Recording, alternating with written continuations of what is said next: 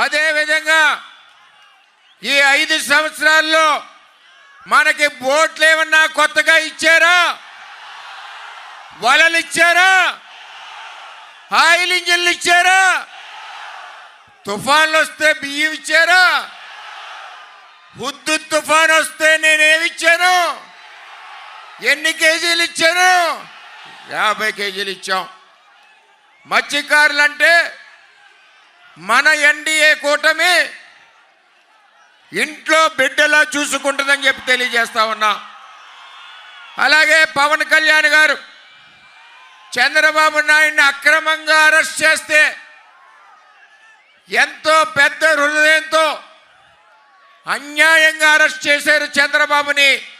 అటువంటి అన్యాయాన్ని వ్యతిరేకించాలి, న్యాయానికి సహకరించాలని చెప్పి మనకు మద్దతు ఇచ్చిన పవన్ కళ్యాణ్ గారికి మీ ద్వారా ధన్యవాదాలు తెలియజేస్తున్నానని చెప్పి తెలియజేస్తున్నా.